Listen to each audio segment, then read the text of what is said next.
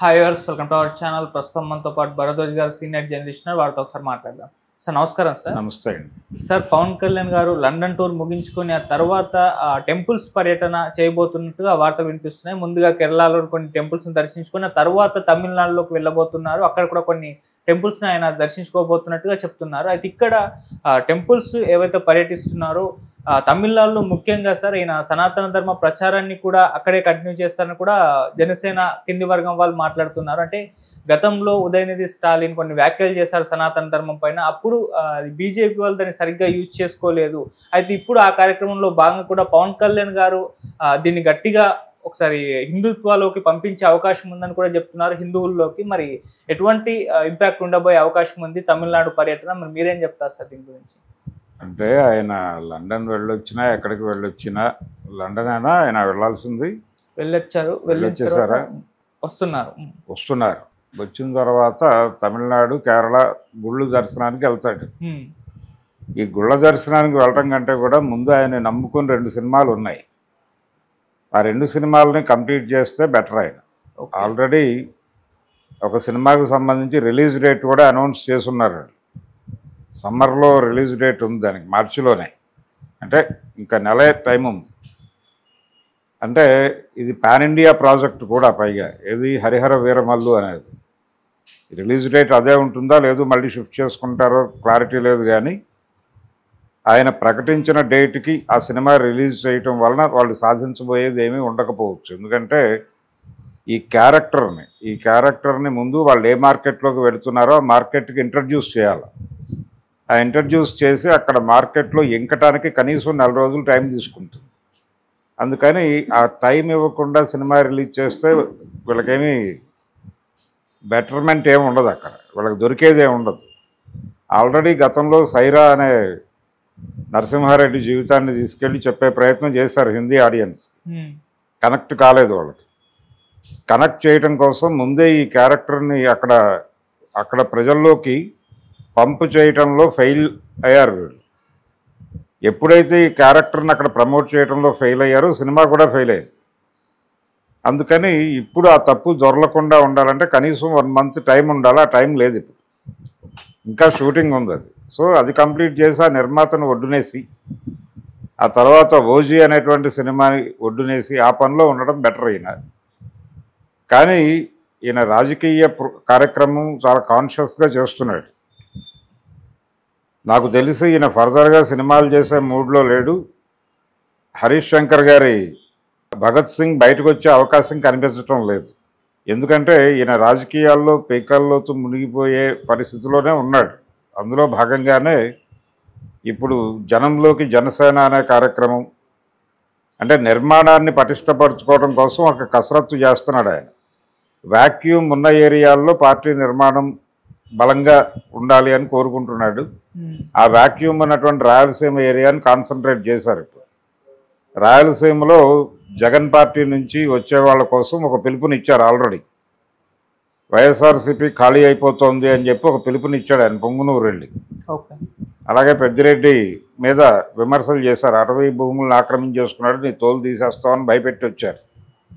కాబట్టి దీపం ఉండగానే ఇల్లు చక్కబెట్టుకోవాలి కాబట్టి తొందరగా రండి మా పార్టీలోకి అన్న టైప్లో ఒక పిలుపునిచ్చి వచ్చాడు అక్కడ నాగబాబు గారు on behalf of Pawan Kalyan. ఇదొక గొడవ జరుగుతూ ఉండగానే ఇప్పుడు ఈ టెంపుల్ దర్శనము అనేది రేపు తమిళనాడు ఎన్నికలు రాబోతున్నాయి. ఆ టైంకి కొంచెం దీన్ని రెచ్చగొట్టాల్సినటువంటి అవసరం ఉంది అనేది ఈయన్ని నడిపిస్తున్నటువంటి శక్తుల తాలూకా ప్రోగ్రాం. పవన్ కళ్యాణ్ని నడిపిస్తున్న ఢిల్లీ శక్తులు ఉన్నాయి. అది ఈ మధ్య కాలంలో కొంచెం కాన్సన్ట్రేట్ చేస్తున్నారు ఏది ఏపీ రాజకీయాల మీద. అందుకనే ఈ లోకేష్ను ఉప ముఖ్యమంత్రిని చేయాలా వద్దా డోలాయమానం ఇదంతా చర్చలు జరిగి ఫైనల్గా ఒక కంక్లూజన్కి వచ్చేసారు. ఈ రావటం వెనకాల కూడా ఢిల్లీ పెద్దల ప్రమేయం ఉంది.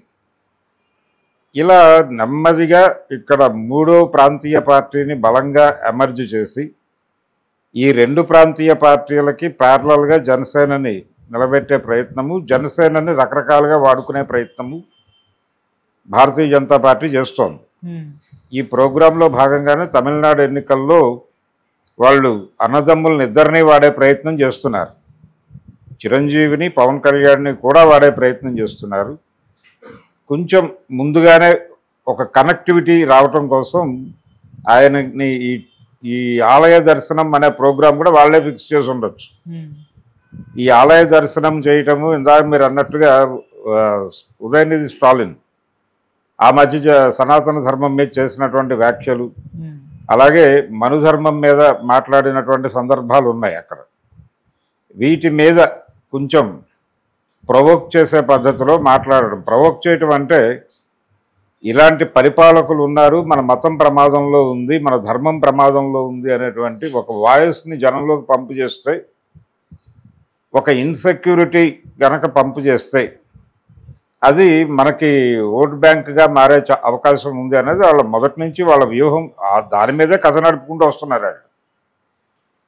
భారతీయ జనతా పార్టీ 2 ఎంపీలతో ప్రారంభమయ్యి 80లో ఈ రోజున 4వసారి కూడా గెలవడానికి సిద్ధపడిపోతున్నటువంటి పరిస్థితిలోకి వెళ్ళిపోయింది ఆ పార్టీ. ఆ వెళ్ళటానికి వాళ్ళు 2 సూత్రాలు నమ్ముకున్నారు. ఒకటేమో మెజారిటీ మతంలో భయాన్ని కలిగించటం, అంటే మతం ప్రమాదంలో ఉంది అనేటువంటి భయాన్ని కలిగించటంతో పాటు హిందూ మతంలో ఉన్నటువంటి తటస్థవాదుల్ని, హిందూ మతంలో ఉన్నటువంటి తటస్థవాదుల్ని చంపేయటం, తటస్థవాదాన్ని చంపేసి వీళ్ళందరినీ కూడా సెక్టేరియన్స్గా మార్చటం. ఈ 2 కార్యక్రమాలు చేయటం ద్వారానే వాళ్ళు ఈ రోజున సక్సెస్ అయ్యారు. ఈ న్యూట్రల్స్ని అటువైపు వెళ్లకుండా ఆపుకోగలగటంలో లెఫ్ట్ వింగ్ ఫెయిల్ అయింది. లెఫ్ట్ వింగ్ ఫెయిల్యూర్ని ఆసరా చేసుకుని వాళ్ళు పెరిగారు. ఇది ఈ పరిస్థితిలో ఉంది దేశం. అందుకని ఇప్పుడు పవన్ కళ్యాణ్ని పంపించి అక్కడ ఈ 2 పనులు చేయిస్తారు. అక్కడ ఉన్నటువంటి న్యూట్రల్స్ని అటువైపుకు లాక్కోవటం, అంటే ఈ ధర్మం ప్రమాదంలో ఉంది అనేటువంటి ప్రచారం ద్వారా ఈ పని చేస్తారు.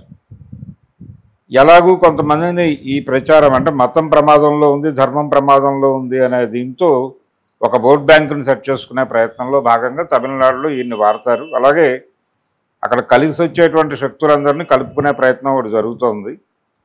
ఆల్రెడీ విజయ్ చెప్పేశాడు, నేను బీజేపీతో ట్రావెల్ అవ్వకపోవచ్చు అనే ఇండికేషన్ ఇచ్చేశాడు. కాబట్టి అతనితో నెగోషియేషన్స్ జరపడానికి కూడా వీళ్ళిద్దరినీ వాడే అవకాశం ఉంది. ఎవరిని? చిరంజీవిని, పవన్ కళ్యాణ్ని కూడా. ఇప్పుడు ఏడీఎంకే తాలూకా ముక్కలు, వాటి కృషి, వాటికి ఉన్నటువంటి బలం అది బీజేపీకి కొత్తగా యాడ్ చేసే పరిస్థితి ఏం లేదు. అందుకని వాటి పట్ల కొంత అవి ఉంటాయి, కానీ వాటి ద్వారా ఏదో సాధించగలం అనేటువంటి అభిప్రాయం అయితే బీజేపీకి లేదు. అందుకని అక్కడ కొత్త శక్తుల్ని ప్రవేశపెట్టే ప్రయత్నం చేస్తోంది. బహుశా బీజేపీ తమిళనాడు వ్యవహారాలకు సంబంధించిన కీలక బాధ్యతలు కూడా అతనికి అప్పచెప్పే అవకాశం ఉంది. ఎందుకంటే వాళ్ళకి లింక్స్ ఉన్నాయి, అక్కడ లింక్స్ ఉన్నాయి. నోన్ ఫేస్ అనేది ఒక అడ్వాంటేజ్ చిరంజీవికి కావచ్చు, పవన్ కళ్యాణ్కి కావచ్చు. ఈ అడ్వాంటేజ్ని వాడుకునే ప్రయత్నం చేస్తారు వాళ్ళు వచ్చే ఎన్నికల్లో. తమిళనాడు ఎలక్షన్లో డిఎంకేకి చెక్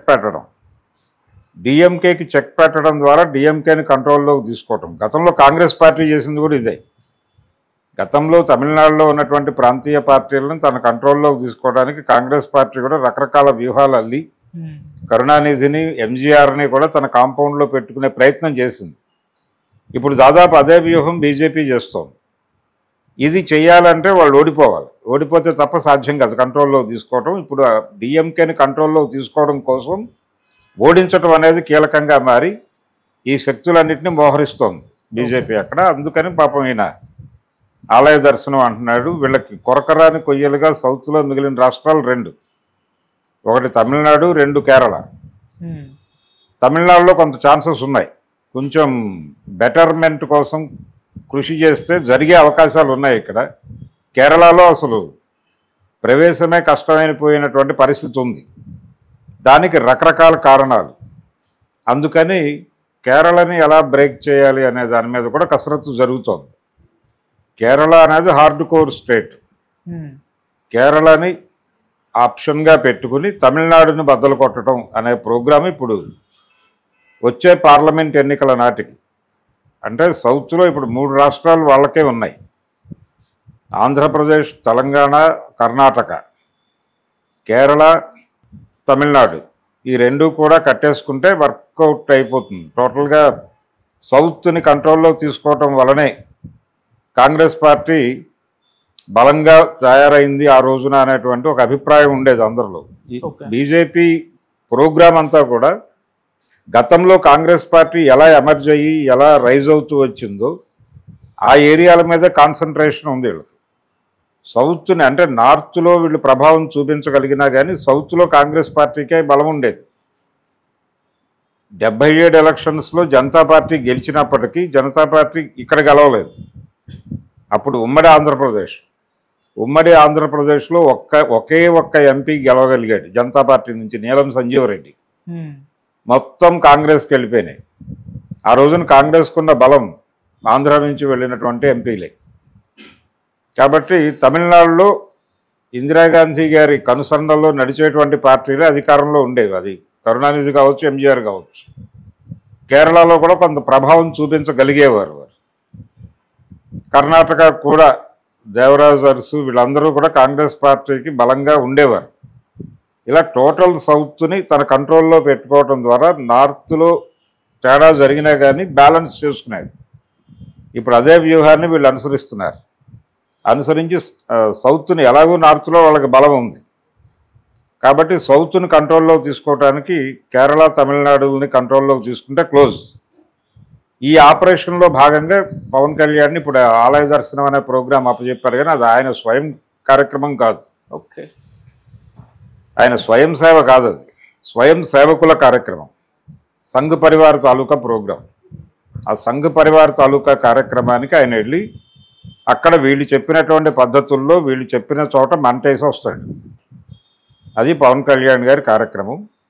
అందులో భాగంగానే ఇక్కడున్నటువంటి 2 ప్రాంతీయ పార్టీలని కొంచెం కంగారు పెట్టడం కోసం ఇక్కడ జనంలోకి జనసేన అనేటువంటి కార్యక్రమం కూడా ప్యారలల్గా నడుస్తూ ఉంటుంది. అంటే పొలిటికల్గా పవన్ కళ్యాణ్ని యాక్టివేట్ చేయటం అనేది ప్రోగ్రాం. సో తను కూడా యాక్టివేట్ అవడానికి సిద్ధంగానే ఉన్నాడు. ఆ వేవ్లో వెళ్ళిపోతున్నాడు. ఇప్పుడు వెళ్ళక తప్పని పరిస్థితి. ఈ కండిషన్లో ఆయన సినిమాల గురించి ఆలోచిస్తాడని నేను అనుకోవడం లేదు. ఓకే, ఇంకొక 6 ఏళ్ళు 7 ఏళ్ల వరకు ఆయన సినిమాల గురించి ఆలోచించే ఛాన్స్ ఉండే అవకాశం లేదు. రేపు జమిలీ ఎన్నికలు ఆల్రెడీ రాష్ట్రపతి గారు మాట్లాడేశారు మొన్న పార్లమెంట్లో, అయిపోయింది. సో అది క్లియర్గా ఉండే అవకాశం కనిపిస్తోంది. 2-3 ఇయర్స్లో మళ్ళీ పార్లమెంటు ఎన్నికల్ని ముందుకు పట్టుకొచ్చే ఛాన్సెస్ ఉన్నాయి. అందుకని ఇక్కడి నుంచి ప్రోగ్రామ్ సెట్ చేసుకోవాలి. ఓకే, దీనిలో పవన్ కళ్యాణ్ని ఈ 2 రాష్ట్రాల కార్యక్రమం కూడా తగిలించి బిజీ చేస్తే ఇప్పుడు ఆ ఓజీ ఇప్పట్లో బయటపడే అవకాశం లేదు. తొందరగా వాళ్ళు ఇమ్మీడియట్గా పవన్ కళ్యాణ్ని పట్టుకొని అదేదో క్లోజ్ చేసుకుని సినిమా రిలీజ్ చేసుకోవటం.